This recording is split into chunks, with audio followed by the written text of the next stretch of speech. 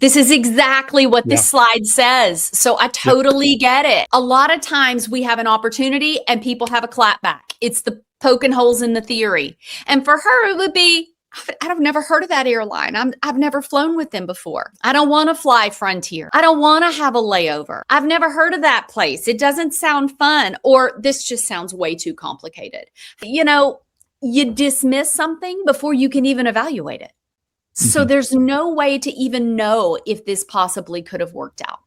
Now, is this more stressful on massive trips, on honeymoons, 20th anniversary, your kid's college graduation trip? Yes, it's more stressful for that, which is why I really encourage people to take small trips, long weekends, getaways close to home, to try out this idea of just finding a deal and going to that place and building the trip around it. Yeah, it takes the pressure off. So many people try to, oh, I found this JGOOT thing and I'm planning my 50th wedding anniversary trip.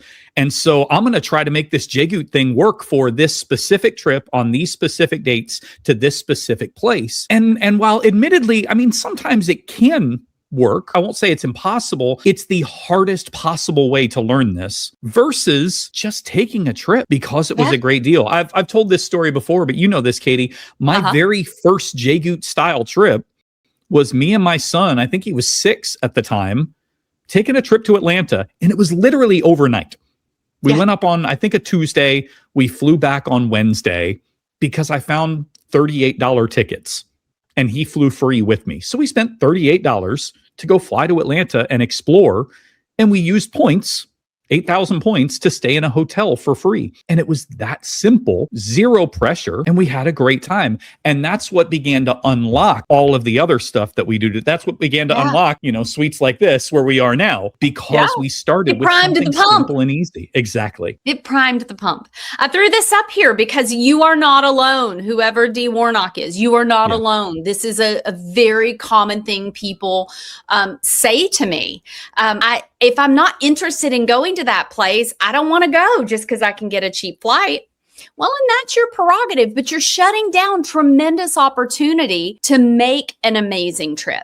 My kids went to Albania this year. Had they ever even heard of Albania before they moved to Europe? Probably not. But my son found a $36 round trip flight from where they live in Budapest to Albania, and they made something out of it. Once they found the flight, that's when they dug in and went, oh, wow, there's a mountain coaster here.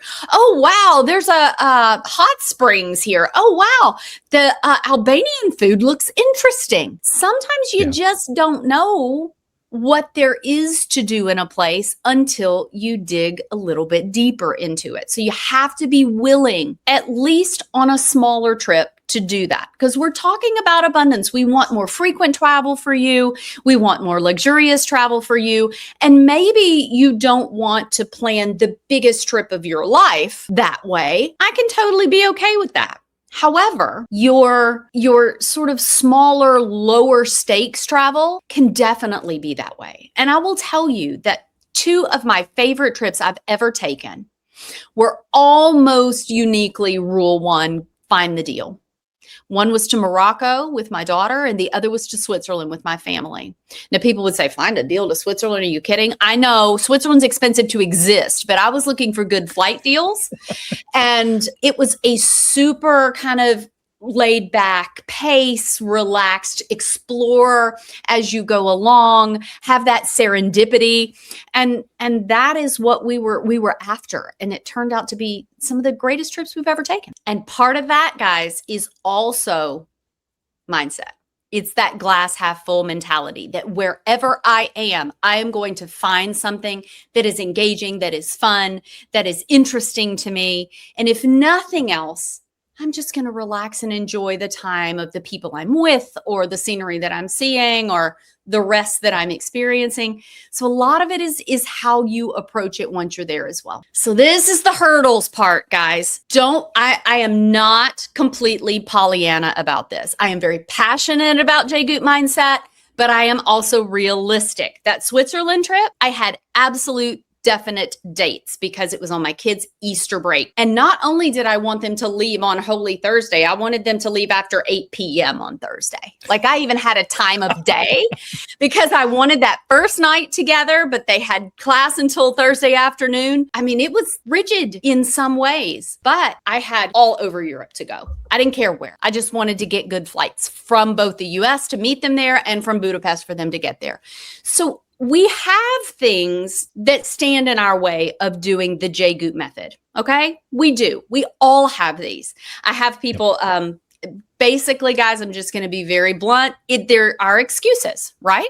They're the excuses that we make as to why this won't work for us. And none of them, out of the thousands of JGOOTers I have coached and talked to over the years, none of them ever had a completely deal-breaking excuse. Not a single one of them. No, guys, this is something that you can learn to work around. We all have our workarounds, right? I hear people say, Katie, but you just don't know my wife. You don't know my husband. You don't know my kids' schedule. I own a business. I've got to request my vacation 6 weeks in advance. Those things are all real, okay? Don't get me wrong. Those are all real hurdles that you have to figure a way around. But it's just like, God closes a door, opens a window. If you've got a closed door, you got to open the window. So you've got to be able to flex in certain areas.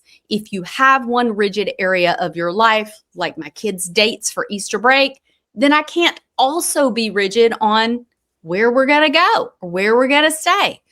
We have to have that flexibility built in to get the most out of the JGOOT way. A lot of people saying there's a lot of work.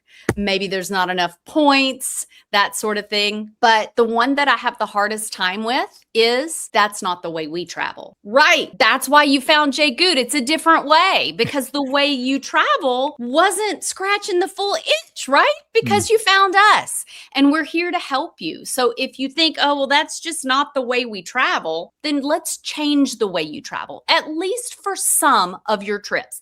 Guys, you don't have to change 100%. If you love to go to your timeshare on Hawaii every spring break, you can keep doing that. JGOOT can help you with all of the, ins and outs of that, but you have to be able to flex in some areas. It's that glass half full, glass half empty mentality. You've got to just choose the way you want to look at travel. There are so many stories of this, of when we just break out of that preconceived notion of what we want to do or how we've always done it and do it a different way. And you have fantastic results. It's almost like you can't lose. This is that Switzerland trip. There's me at the Matterhorn. So, that's the best trip. I loved it. So guys, remember, curious people create their own opportunities. This is the way fabulous things in our world are created. And this is the way you are going to create your own world of travel. Instead of saying all of these barriers that could get in the way, which once again, I am perfectly fine to acknowledge that they exist. But start asking your questions like, what if blah, blah, blah, blah, blah? Why not? What would be so bad about going to this place or the other? What are the possibilities being put out there for me? And is there another way? There's always a way, but you have to be curious and you have to be willing to dig and you have to be willing to flex. So, finding the win, curiosity is the way to do that.